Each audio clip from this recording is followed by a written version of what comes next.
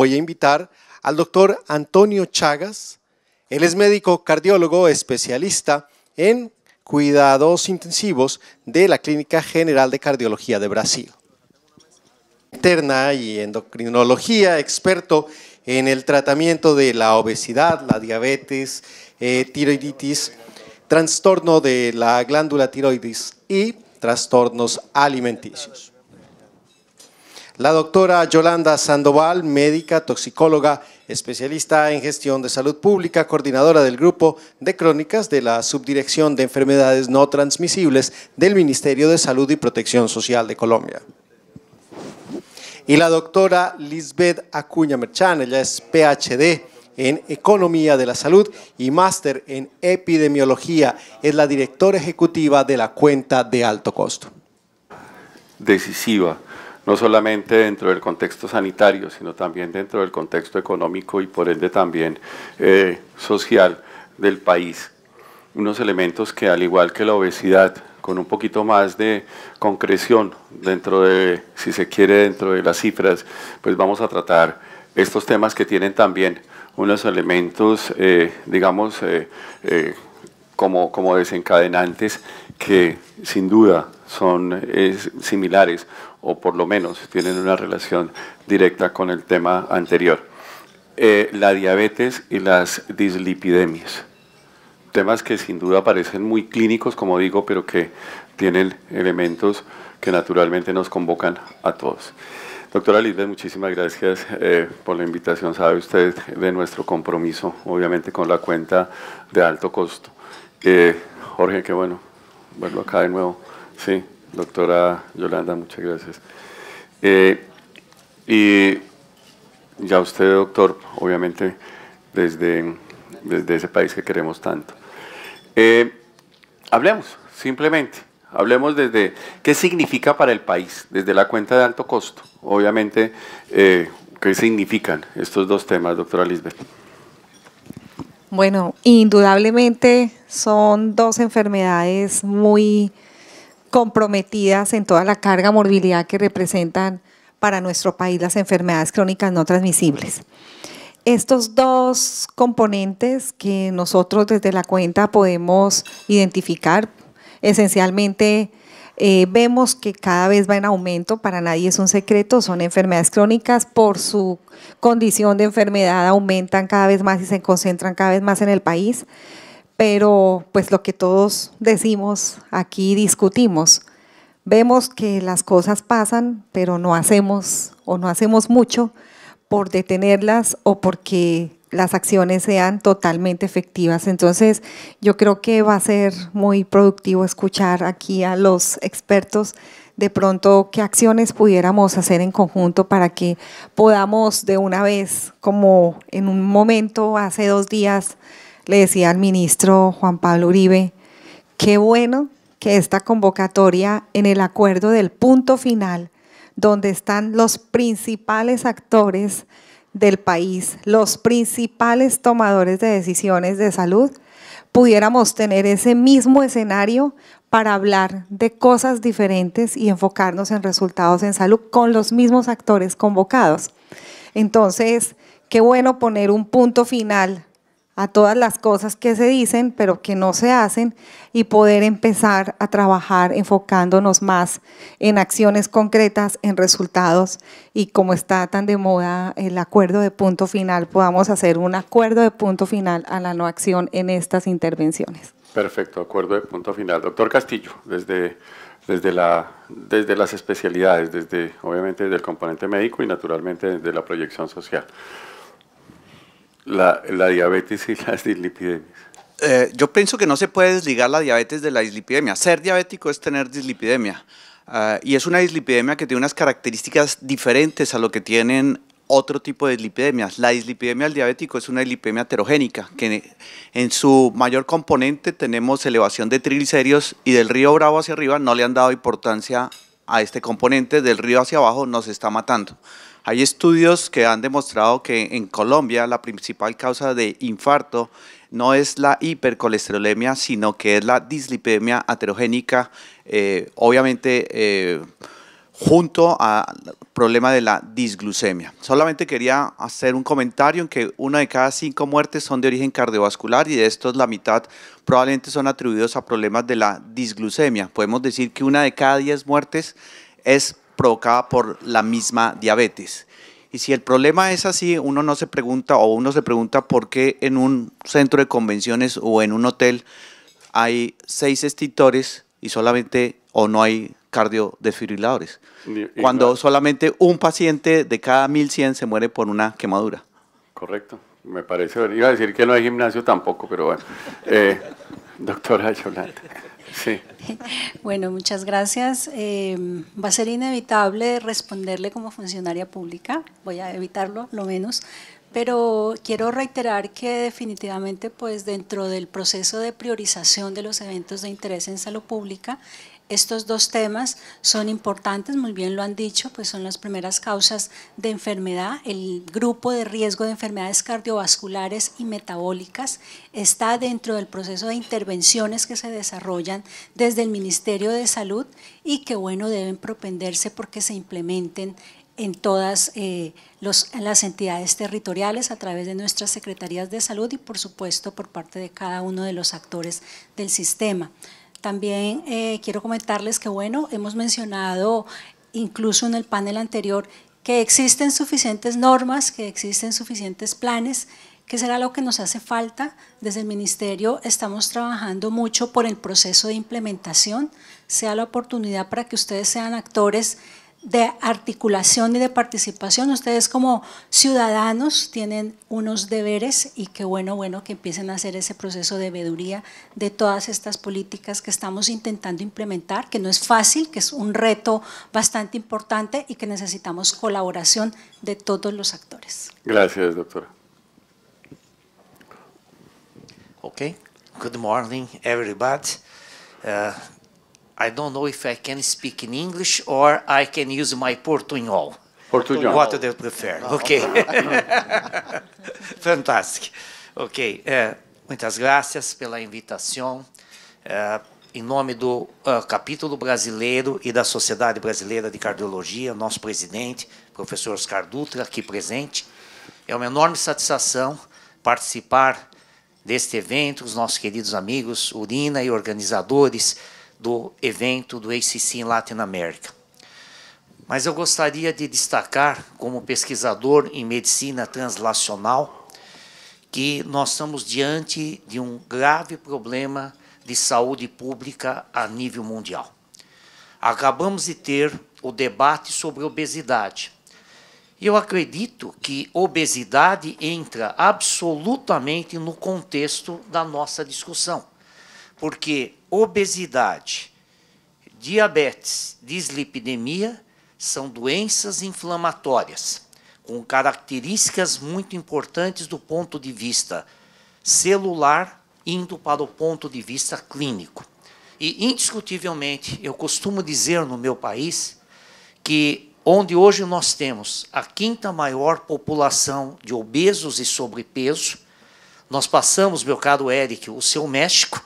Hoje nós temos mais obesos do que o México e, verdadeiramente, isto leva para um alto risco de doença cardiovascular.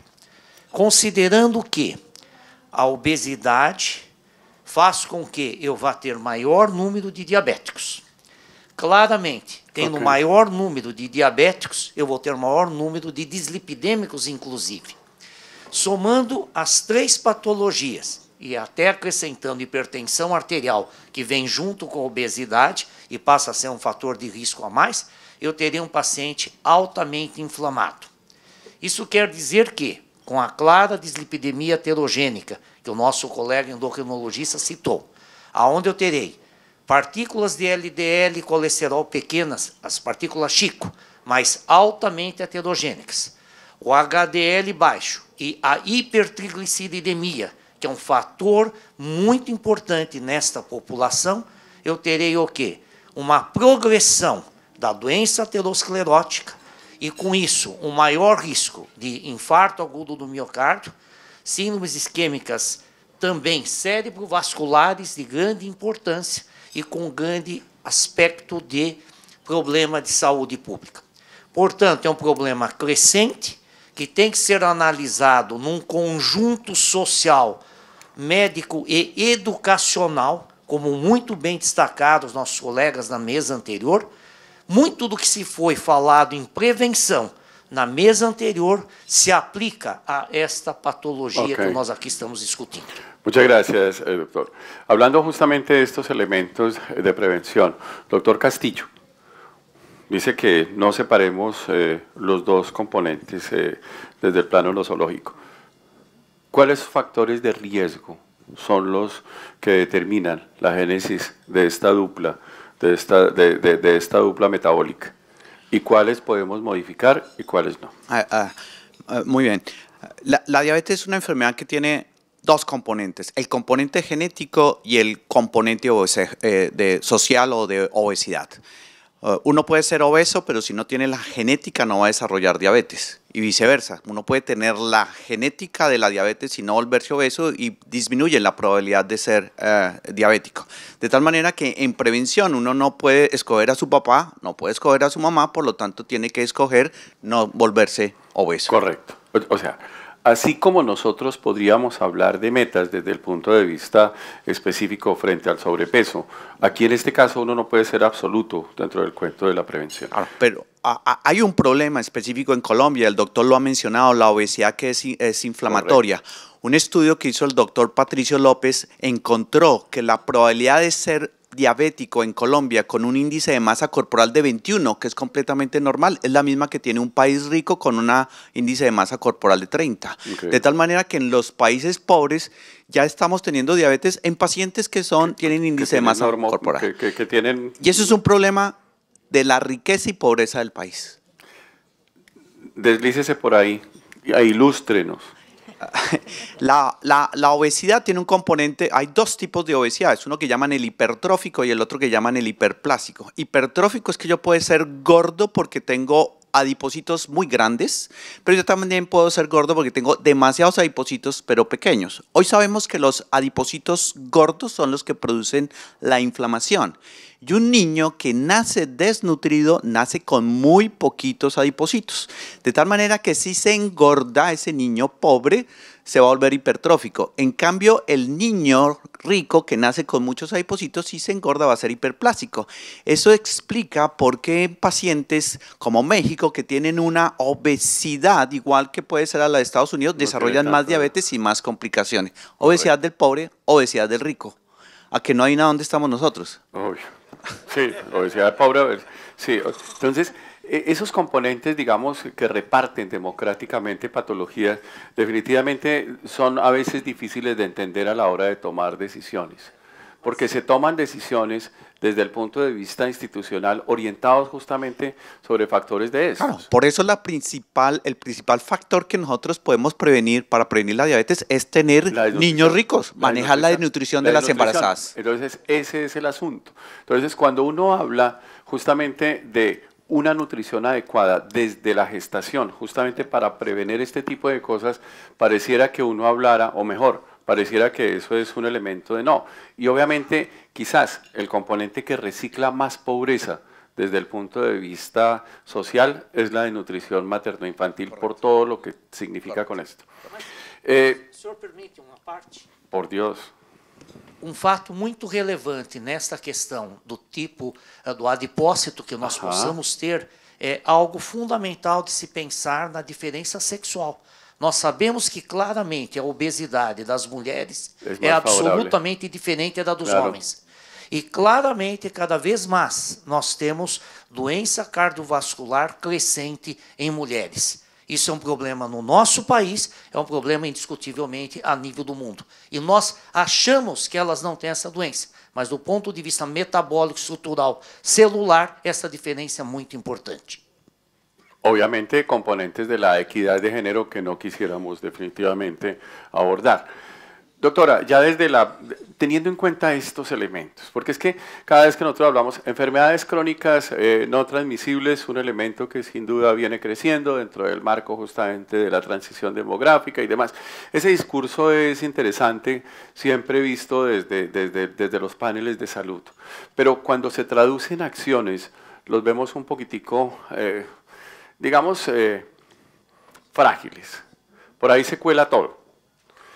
En este tema, por ejemplo, nosotros somos muy ricos. Cada vez, a mí me gusta mucho ver cómo se mueve el país cuando viene. Hoy en día existen 365 días para algo.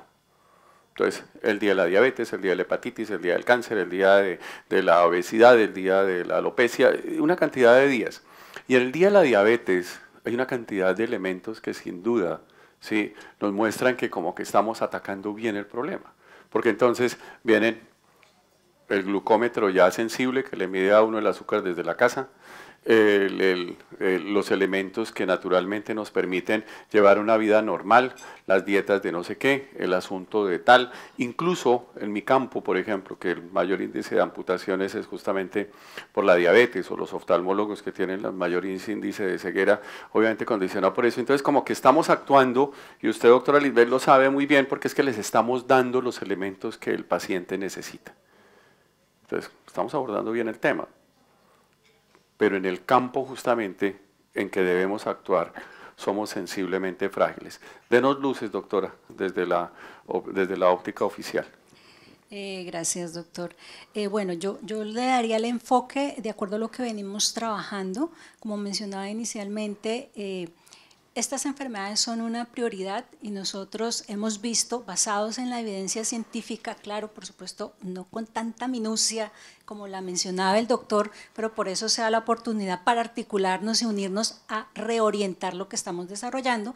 Pero en este momento nosotros nos abocamos a intervenir promoviendo los estilos de vida saludable. Ustedes lo mencionaban muy bien en el panel anterior, tenemos que educar a nuestra población a cambiar conductas, sobre todo los factores de riesgo comportamentales son supremamente importantes. La evidencia es clara y en Colombia se ha demostrado que 4 factores de riesgo comportamentales son los que están generando no solamente estos 2 eventos que estamos tratando hoy, sino las otras enfermedades no transmisibles. Hay varias intervenciones, además de sus normas, que le atacan hacia disminuir la prevalencia del tabaquismo, hacia el tema del consumo de alcohol, hacia promover la actividad física, hacia promover la alimentación saludable, con una serie de herramientas técnicas que se han construido no solamente por parte del Estado, del Ministerio, sino muchas de esas herramientas se han construido con base en la evidencia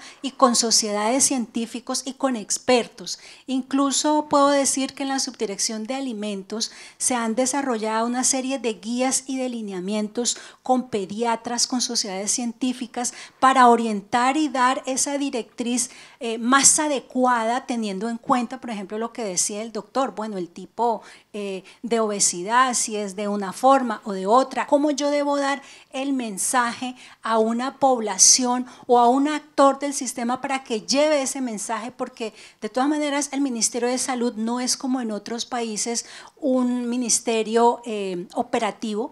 El Ministerio de Salud en Colombia es un ente regulador, un ente ejecutor de las normas y de las leyes que hacen en nuestro Congreso, y estas deben ser implementadas a través de nuestras secretarías de salud, a través de cada uno de los agentes del sistema. Y qué bueno sería que las sociedades científicas y los expertos clínicos, además de ayudarnos a llevar ese mensaje que de todas maneras está construido con base en la evidencia, se pudiera pues hacer y mejorar. Qué bueno en el tema, por ejemplo, de dislipidemia. Nosotros en este momento estamos centrados en nuestro grupo de riesgo de enfermedades cardiovasculares y metabólicas. Tenemos una serie de estrategias que están orientadas hacia valorar el riesgo cardiovascular y metabólico, precisamente para que el asegurador y el prestador gestione el riesgo a esa persona que se ha identificado. Qué bueno que dentro de cierto tiempo va a desarrollar hipertensión, SB, infarto, diabetes, va a tener este problema de obesidad. Pues tenemos desarrolladas muchas de esas estrategias que están alineadas a toda la problemática y por supuesto a la evidencia científica que se está presentando. Qué interesante sería reorientar, retomar esta parte de dislipidemia.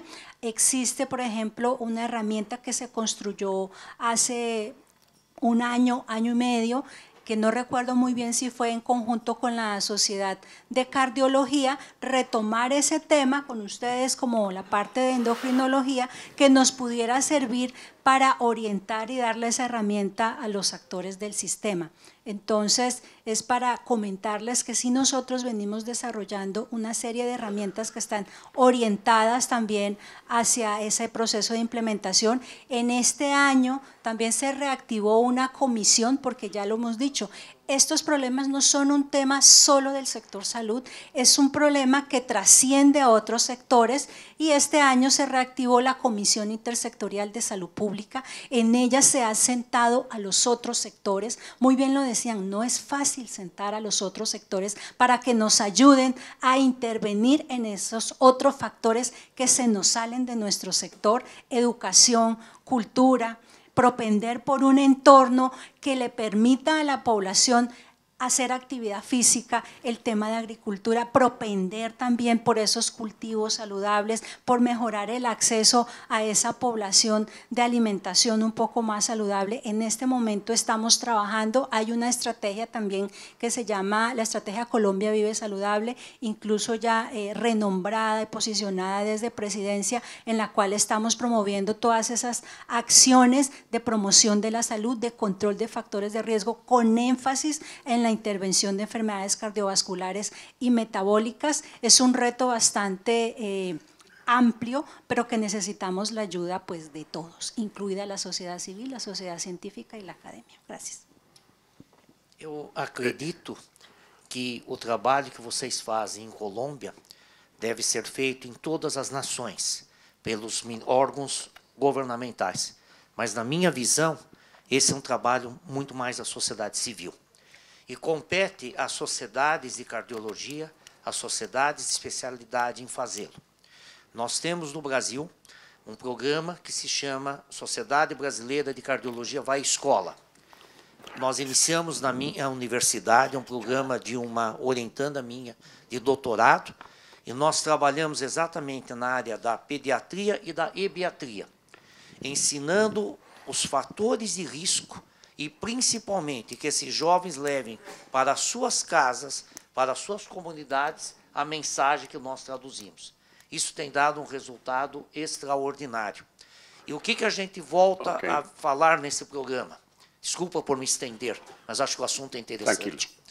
É que nós buscamos, principalmente, mostrar os fatores de risco, mas, principalmente, como bem salientou o nosso colega de Cuba, nós falamos muito na questão da atividade física e, como falou nosso querido colega Ivan, da Venezuela, também na forma da educação e, principalmente, da alimentação. Perfecto. O assunto é amplo.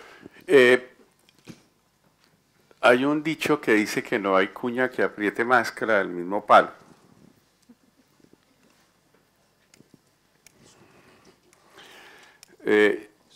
Yo soy médico y fui presidente de sociedades científicas, excúsenme la cuña.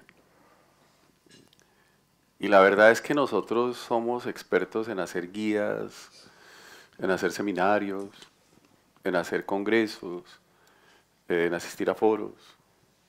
Y la verdad uno a veces dice, con tanta gente tan ilustrada y obviamente tan capacitada, uno se pregunta, ¿y por qué estamos tan mal?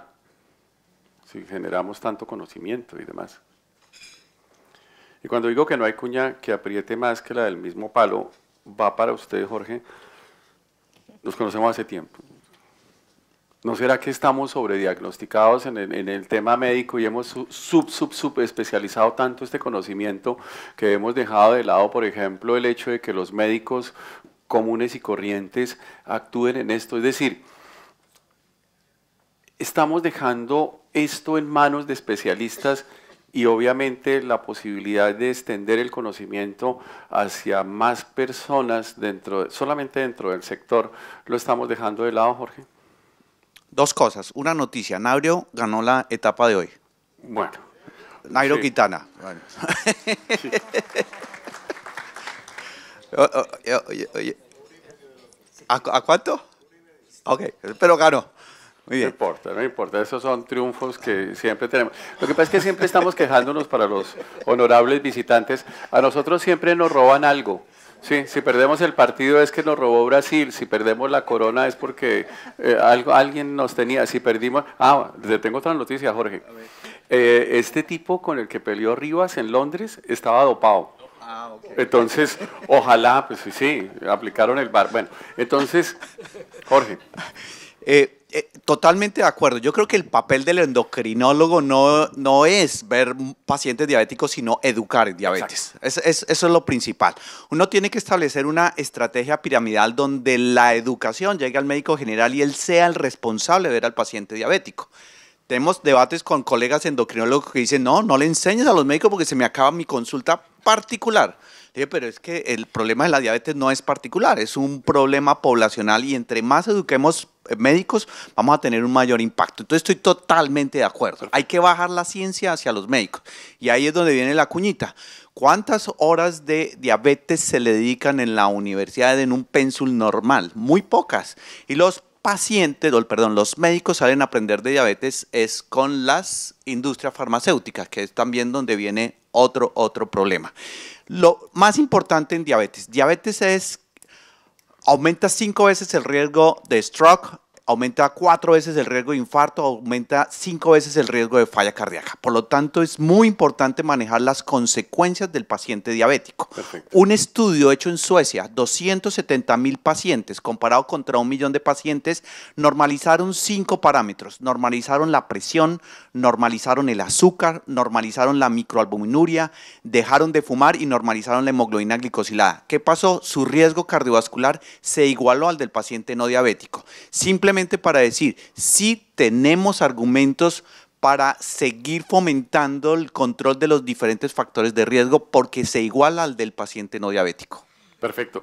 Y ese componente, pues obviamente al doctor Quintero, es importante que lo entendamos y que lo entendamos bien dentro del marco médico, porque si nosotros seguimos especializando esto al punto que definitivamente cada vez hay más subespecialistas, que eso nos tiene, digamos, eso aparentemente era benéfico para el paciente, pero de manera general sencillamente no. Ese componente para nosotros es importante dentro del marco de la educación, el tratar de devolver competencias hacia la gente y naturalmente hablar de equipos de salud, me parece que es un buen mensaje. Pero va para usted, doctora.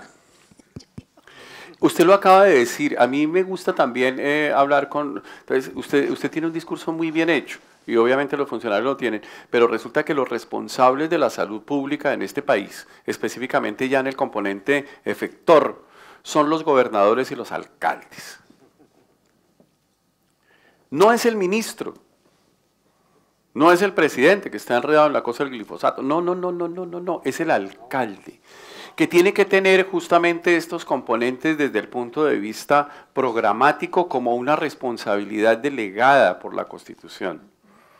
Alimentación, control de factores de riesgo específico, por ejemplo, lo que tiene que ver justamente con ejercicio, naturalmente con la disminución de algunos elementos que naturalmente dentro del marco epidemiológico impactan en la salud de sus jurisdicciones.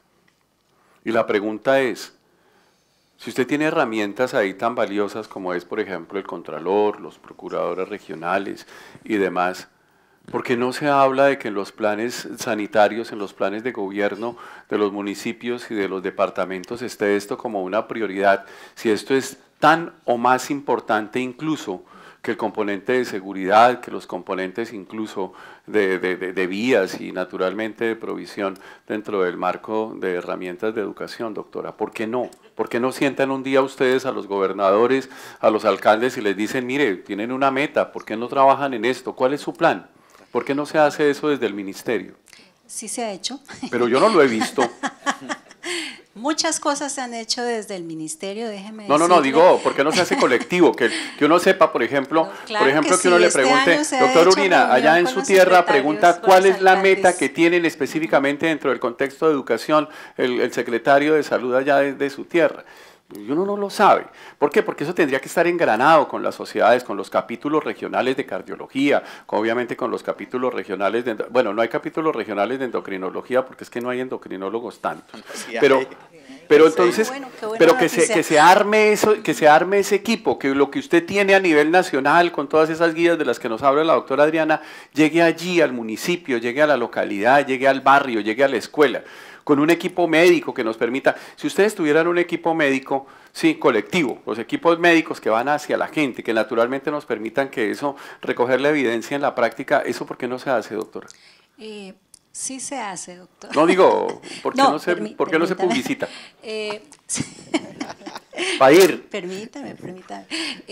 Quiero comentarles que efectivamente dentro de las funciones que tiene el Ministerio de Salud, además de formular programas, estrategias y políticas, tenemos el de asesorar, de asesoría y asistencia técnica a los diferentes agentes, principalmente las secretarías de salud, acompañar en ese proceso. El Ministerio define unas prioridades y unas políticas y dice, esto es un problema de salud pública, las enfermedades no transmisibles. Esas políticas deben ser adoptadas a nivel local, pues por los gobernadores y a la vez por los alcaldes, ¿cierto?, de los municipios. Nosotros acompañamos de manera constante a los secretarios de salud, a los gobernadores, desde los diferentes equipos del ministerio para enviar ese mensaje o dar esa orientación frente a la necesidad que tiene su territorio. Cuando en el ministerio se toman decisiones del por qué yo voy a construir un lineamiento o un programa, previamente el ministerio ha hecho un análisis a partir de las fuentes de información, una excelente que es a partir de la cuenta de alto costo, también decir, bueno, aquí en Colombia nos morimos por tales y tales enfermedades. ¿Qué es lo que está pasando por cada una de las entidades territoriales? Se refleja la misma situación a nivel nacional y se decide pues plantear unos lineamientos que aborden la promoción de la salud, los factores de riesgo y por supuesto la gestión en enfermedades no transmisibles, y dentro de los diferentes equipos de trabajo o áreas del ministerio como la subdirección de enfermedades no transmisibles, a través de nuestros pares técnicos en las secretarías de salud decimos, mire, ya prontamente va a iniciar el proceso de desarrollo de los planes territoriales de salud y ustedes tienen que propender por dejar recursos, esas metas y esas acciones que van a desarrollar dentro de los próximos 4 años. Por eso decimos que lo hacemos, eso es una función misional que tenemos. Claro, quisiéramos que eso a veces queda incluido dentro de esos planes locales, pero a veces el recurso no es suficiente. No les dan importancia. Y bueno, ya están las entidades de control para hacerlo. También propendemos porque se haga un trabajo articulado, así como lo hacemos acá, sociedades científicas, EPS, aseguradores, academia, sociedad civil, que nos ha funcionado muy bien, lo decía por allá el doctor con el tema de tabaco, que hace poco estuvimos también con Red Papás mirando otra problemática que ya no es el tabaco fumado, sino son los otros dispositivos. La presión de la ciudadanía está siendo fuerte para que pues, este tema se regule, ¿cierto? Nosotros también generamos muchas alianzas y qué bueno que el doctor lo menciona, que hay mesas en los territorios a nivel de endocrinología, porque nos ha venido funcionando y nosotros gestionamos para que la Secretaría de Salud, la ciudadanía, las sociedades científicas trabajen de manera conjunta, porque lo que nos hemos dado cuenta es que nos funciona muy bien que ese mensaje de salud pública lo lleve el especialista, lo lleve el médico y que se incluya mejor dentro de los planes. Pero bueno, yo manifiesto mi conflicto de intereses. O sea, estamos aquí para avanzar hacia el mismo lado. Escuchaba yo al gobernador de Antioquia que día en el lanzamiento, en la promulgación del acuerdo de punto final. Y aquí los gobernadores son unos personajes, pues, algunos pintorescos. Vamos claros, sí, 1000 y pico de alcaldes. Yo, por ejemplo, yo vivo en Bogotá y a mí nunca me han convocado a ninguna mesa, ni tampoco, no me tendrían que convocar, pero sí tengo, por ejemplo, algún factor de riesgo que la EPS me hubiera dicho, venga, ¿cómo están sus lípidos? Tratemos de mirar, ¿usted hace ejercicio o no hace ejercicio? Sí, medio siglo y pico y nadie me ha invitado a ese asunto. Si no era por Castillo, yo no le paro bolas al cuento y la gente no lo conoce. Y decía el gobernador de Antioquia que rondaba un duendecillo centralista que a él no le gustaba. Eso quiere decir que a los gobernadores y a los alcaldes les importaba un comino lo que digan desde el nivel central. Y lo digo siempre en los editoriales del Tiempo, siempre se está diciendo que los gobernadores y los alcaldes, yo conozco la gestión del ministerio, doctora, y es una gestión buena, sana, llena de ideas, que cuando baja a las regiones definitivamente se queda en el papel. Entonces, díganos cómo le ayudamos. Aprovechemos eso que usted acaba de decir con las sociedades, aprovechémoslo justamente con estos grupos de presión y de activismo también, que naturalmente vayan más allá. Las asociaciones de pacientes, Jorge lo acaba de nombrar, que no vayan más allá, que lleguen más allá de pedir el medicamento, que de pedir la última herramienta, y que naturalmente se metan en esto de la promoción. Nosotros conocemos lo de las guías, pero la verdad, con las honrosas excepciones, en los municipios se hace poco frente a este tipo de cosas, y estamos justamente para colaborarle. Doctora Lisbeth. Bueno, yo creo que el ministerio tiene muchas acciones que se están desarrollando y se han venido desarrollando, y pues yo creo que nadie desconoce la implementación, Claro. Así como las sociedades científicas aportan con el conocimiento para el desarrollo de guías de práctica clínica, el IETS con la evaluación. Pero sí creo que en este tema de enfermedades crónicas, y no solamente me centro en diabetes, así como hay comisiones para poder hacer esta regulación, como lo decía la doctora Yolanda, yo creo que debe haber una comisión que evalúe el impacto de las acciones, pero totalmente independiente a lo que es el ministerio, lo que hace el ministerio, y pues no sé si pudiera ser Dirección de Planeación Nacional u otras áreas en donde pueda evaluarse el impacto que hace o se promueve desde el Ministerio de Cultura, los diálogos que se están haciendo, Ministerio de Educación y Ministerio de Salud, porque definitivamente uno no puede ser juez y parte.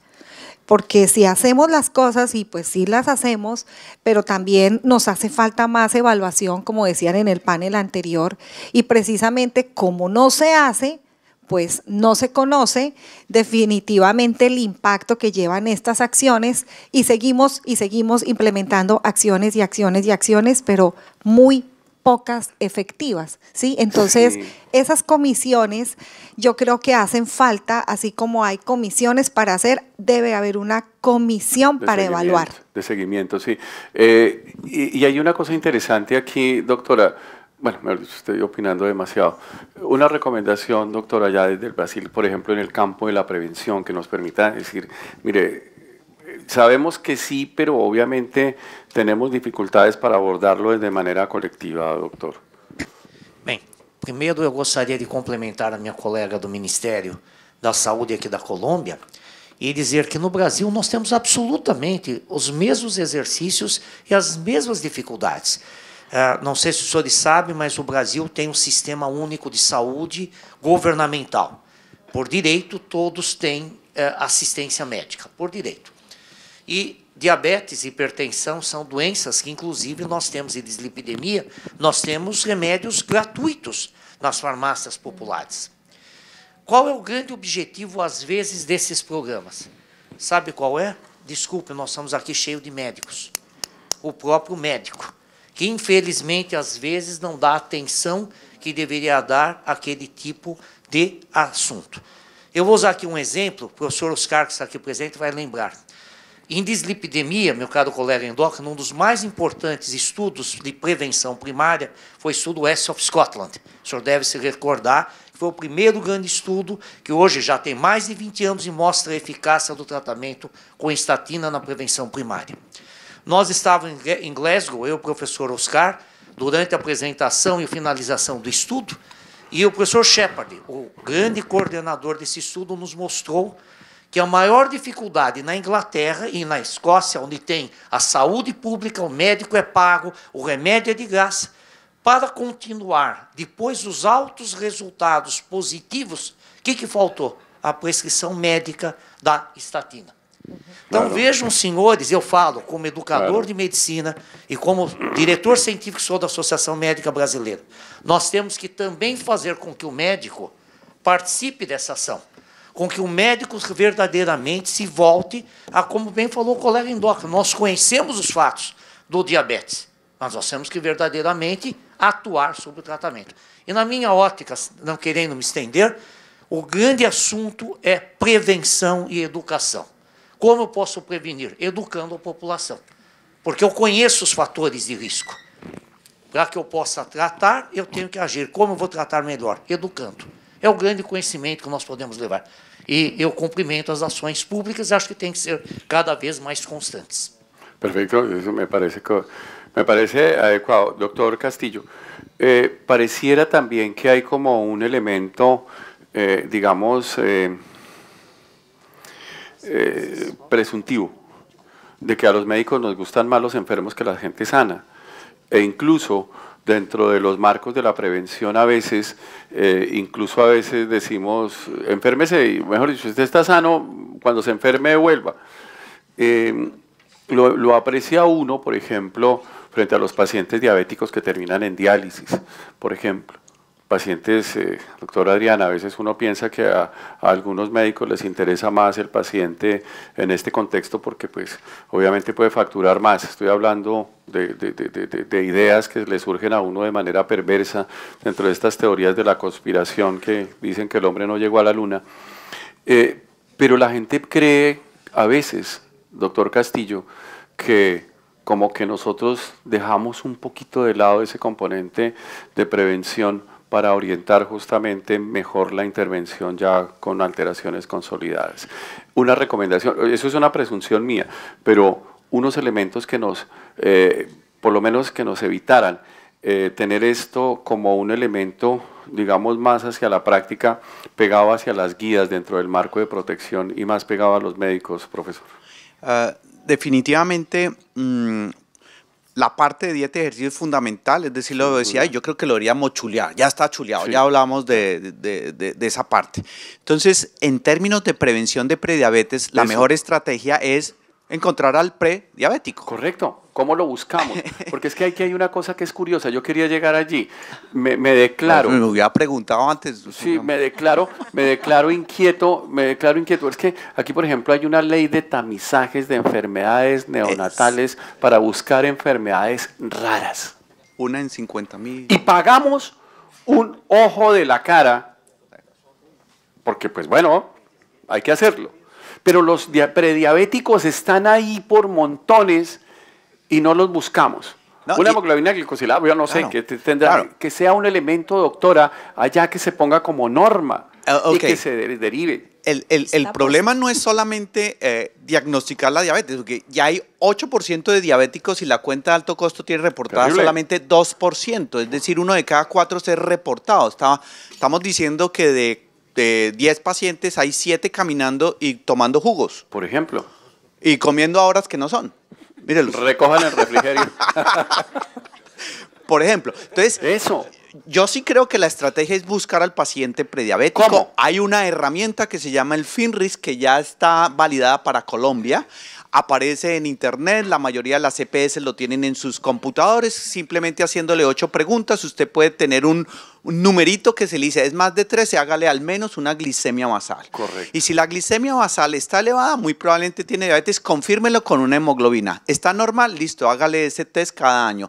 Y está en un punto intermedio entre 100 y 125, que es lo que nosotros llamamos prediabetes, pues hágale una prueba complementaria. Paremos aquí un momentico, Jorge. ¿Por qué razón eso queda en manos a veces de las EPS? Y las EPS, pues obviamente, en algunas, pues si aquí hay alguien, no es para usted, si alguien que trabaje con una EPS, o dirige una EPS, no es para usted porque usted es la excepción, pero la mayoría buscan contener el gasto. Okay. Entonces no lo convierten en un elemento importante. ¿Por qué razón? Porque cuando ya el componente sale del alto costo, se convierte en alto costo, ya obviamente la cuenta viene por otro lado. Y aquí tenemos que hablar de salud pública, doctora. ¿Cómo convertir esto que tiene evidencia dentro de un marco de obligación, no solamente para que sea la excepción, sino para todo el mundo, y lo convirtamos como un elemento de política pública, doctora? Porque es que aquí hay un componente importante. Tenemos una lista aquí, nos preocupa muchísimo más la lista de espera para el trasplante renal y no prevenir que esa lista se aumente. Doctora, salgamos con algo y le ayudamos. Se lo juro que le ayudamos. Vale, doctor. Bueno, Quiero decirle al doctor que efectivamente ese instrumento que usted mencionaba está puesto dentro de una estrategia que nosotros manejamos, que es la estrategia Valora tu riesgo, peso saludable. Esta estrategia ya ha tamizado a 194,000 personas en Colombia, mayores de 18 años, pues lo que busca precisamente es evaluar ese riesgo y decir, bueno, dentro de 10 años va a desarrollar una enfermedad cardiovascular, dentro de 5 años diabetes o prediabetes, y el tema de la obesidad con una serie pues de criterios que no manejo muy bien, pero dentro de esas está este instrumento, el FINRIS, adoptado para Colombia. Esta estrategia, vamos a llamarlo intervención, está incluida dentro de una norma. Lo siento, lo tengo que mencionar porque así está puesta, que es la resolución 3280, que plantea las intervenciones de promoción de la salud y prevención de la enfermedad. Hay un fuerte de intervenciones ahí para prevenir las enfermedades cardiovasculares que son de obligatorio cumplimiento, y metabólicas, perdón, y que son de obligatorio cumplimiento y que están puestas por curso de vida. ¿Sí? También están incluidas los exámenes de laboratorio, el perfil lipídico, la glicemia, el uroanálisis, sí, pero, doctora, y la creatinina. O sea, en este momento están ya de obligatorio cumplimiento. Lo que necesitamos es que nos ayuden a ese proceso. Yo le doy una herramienta, doctora. Es que hay una cosa que es esta. Sí. Y uno, la próxima vez, doctora Lisbeth me invita, yo me siento acá. Es que mire, hay una cosa que es esta. Uno dice, por ejemplo, existe una cosa que se llama ADRES, con la cual nosotros lo empujamos muchísimo desde las sociedades científicas. A Adriana le consta, lo mismo que la ley estatutaria, lo mismo que el MIPRES, que es idea nuestra, la eliminación de las autorizaciones. Existe una cosa que se llama ADRES, que le paga a las EPS y que desembolsa allá el cuento de la compensación. Es muy difícil ponerle un indicador de cumplimiento a las EPS para poder tener esa compensación. ¿Por qué razón no se logra que la ADRES, que es la que paga, porque el sistema es uno solo, le ponga un indicador de gestión para que definitivamente cuando se hace esa compensación, sencillamente se ponga un elemento de indicador para poder decir, le pago con más seguridad, con más tranquilidad, o por lo menos que se haga, y que no sea eso solamente una tesorería que incluso tiene 2 años de no auditarse? Pero bueno, eso es otro cuento. ¿Es muy difícil generar ese tipo de tareas? De las intervenciones que yo le mencionaba, tiene unos indicadores que ahora están orientados a ver los resultados en salud. Ya no vamos a medir cuántas citologías se aplicaron, cuántos laboratorios, sino cuántos me evitó que tuvieran caries, claro, cuántos me evitaron que pasaran a riesgo cardiovascular moderado y severo, sino cuántos tiene controlados. Entonces, así ya están puestos los indicadores. Por supuesto que es lo que necesitamos.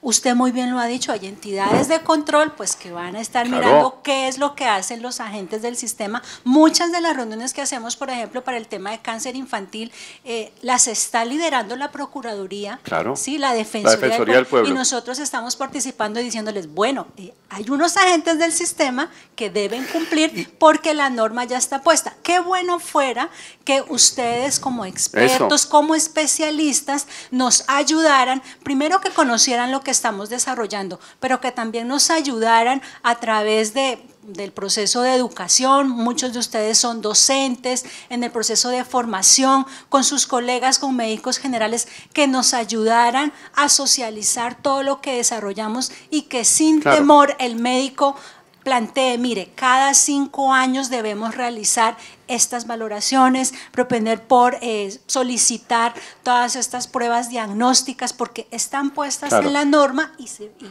lo necesario poner el muro de la vergüenza ya de las EPS que no cumplen, entonces uno hace un listado. Bueno, sí, eso es una idea suelta, doctora Lisbeth. Sí. Así como sale el ranking de las buenas y las malas, pues obviamente decir estas cumplen, estas no cumplen. Estos indicadores son una muy buena iniciativa y el Ministerio está planteando hacer una construcción hacia todo lo saludable. Pero definitivamente también debemos reconocer que no solamente nuestro sistema de salud, sino acá pues que tenemos representantes de varios países, no invierte en prevención de estas enfermedades. El 1% no más se invierte para prevención en enfermedades crónicas no transmisibles y representan el 69% de la mortalidad en casi todo el mundo. Entonces, tenemos los datos, tenemos la evidencia, tenemos acciones, pero seguimos enfocándonos, por ejemplo, en destinar recursos a enfermedades que representan muy baja mortalidad, por ejemplo, VIH, malaria, tuberculosis, que tienen el 39% de recursos para prevención, y nosotros que tenemos el 69% de mortalidad, solamente invertimos el 1% en prevención en estas enfermedades. Entonces, esto debería ser una política, como tú lo decías en el panel anterior, de Estado, claro. porque ya está reconocido. Y no cargarlo solamente a los sistemas de salud, porque también tenemos la evidencia y los médicos lo han promovido, que estas enfermedades no son prevenibles desde los servicios de salud, sino desde comportamientos. Entonces, si tenemos esto ya claro y la evidencia existe y todos ponemos acciones y nos inventamos cada vez más cosas, la innovación, y por eso el nombre, el contexto del foro de tecnologías en cardiología y en riesgo cardiovascular.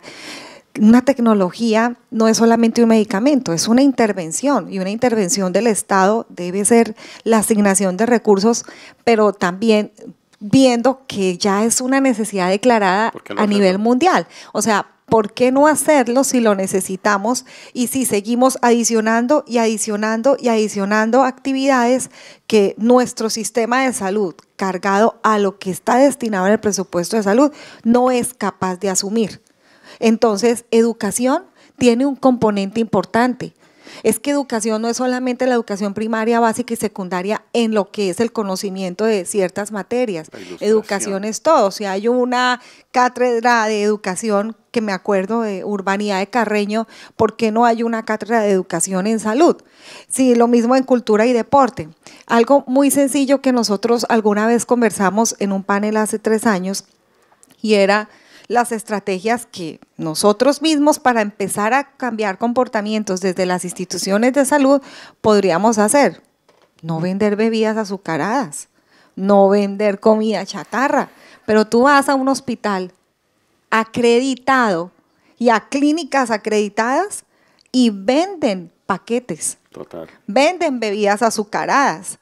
Los médicos consumen comida no saludable en los espacios que tienen de turnos. Entonces, son esas cosas sencillas que empiezan a cambiar comportamientos y que definitivamente, como también lo decíamos en el panel anterior, el ejemplo es muy importante.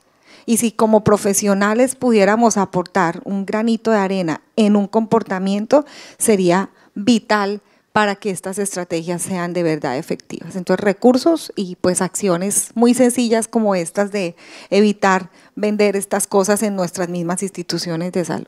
Sin duda, empezar de alguna manera.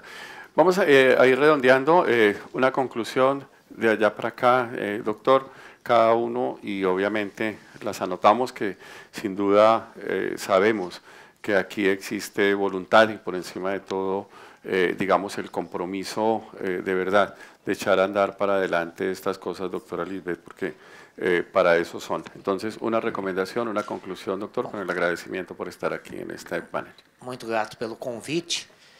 Em falando novamente na tríade obesidade, diabetes, dislipidemia, eu considero que a grande arma é indiscutivelmente a prevenção. E prevenção se faz com educação e se faz ao longo dos anos, mudando-se principalmente hábitos de vida.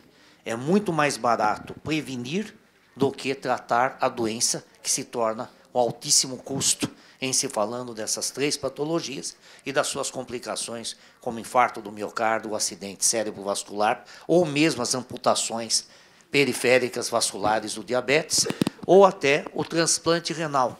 Eu lembraria que no nosso país, que é um dos maiores transplantadores de rins do mundo, a segunda grande causa de transplante renal é o diabetes não controlado, é a nefropatia diabética. Portanto, minha afirmação sobre educação e prevenção. Educación y prevención. Gracias, doctor. Gracias, doctor. Estoy de acuerdo con usted. Nosotros desde el Ministerio necesitamos apoyo para la implementación de todo lo que venimos desarrollando y cada uno de nosotros tiene una responsabilidad como población, como ciudadano. El Estado sabe perfectamente qué es lo que tiene que hacer, pero le hace falta el apoyo de la sociedad científica, de la academia, de los médicos. La ciudadanía tiene una responsabilidad en su autocuidado. Todos tenemos que ser responsables de ayudar en este proceso de prevención y control de las enfermedades no transmisibles. Muchas gracias, doctora. Si la prevención falla, yo sí quiero que quede claro que tenemos herramientas suficientes en el plan de beneficio de salud para tener una contingencia de estas complicaciones crónicas y las complicaciones agudas. La diabetes es la principal causa de enfermedad renal crónica. Increíble que en un país como Colombia, donde podemos dar cualquier tipo de insulina, cualquier tipo de medicamento, todavía tengamos cifras de hemoglobina glicosilada desbordadas. Me parece que el problema es educación. Sin duda. Doctora Lisbeth. Bueno, y adicional a educación y pues todo el apoyo de las sociedades científicas, yo creo que el apoyo intersectorial, que es indudablemente valioso, indiscutible, y pues las acciones mínimas de la introducción en nuevas tecnologías, que lo comentábamos hace un momento con el equipo nuestro.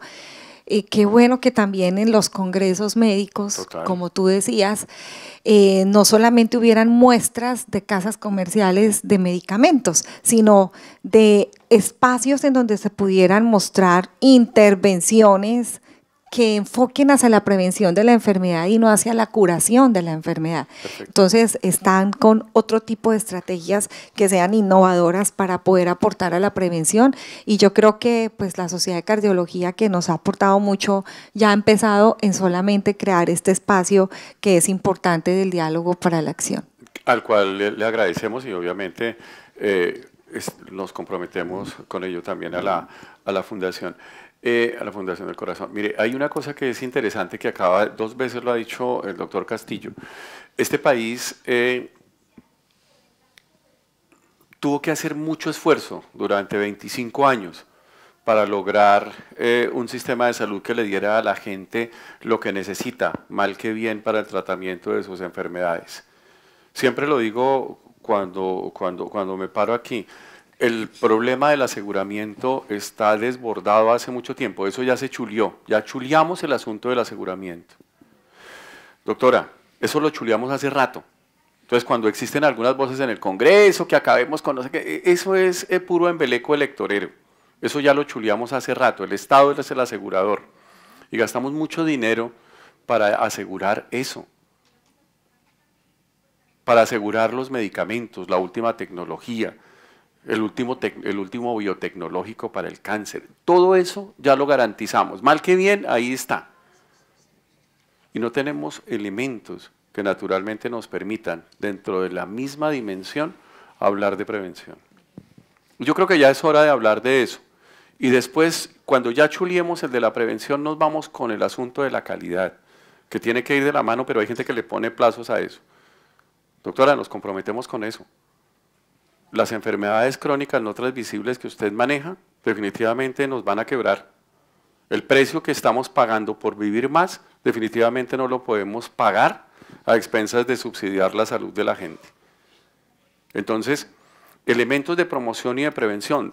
Si nosotros tenemos, como lo dice la doctora Lisbeth, espacios, doctor Quintero, en las sociedades, en el componente social, en el componente educativo, en el componente sectorial, busquemos esos espacios y que se lidere desde salud, porque es que siempre vemos que tenemos buenas ideas, pero siempre las metemos por debajo de la puerta. Somos los responsables del bienestar de este país y naturalmente creo que nosotros tenemos obligatoriamente que liderar hacia adelante esto. Invítenos, nosotros vamos. Y seguro que hay gente que les responde, estoy seguro. Las sociedades científicas obviamente están para eso y esto es muestra de eso. Entonces, el aplauso es para ellos y naturalmente para ustedes. Yo creo que aquí hay cosas para avanzar. Muchas gracias.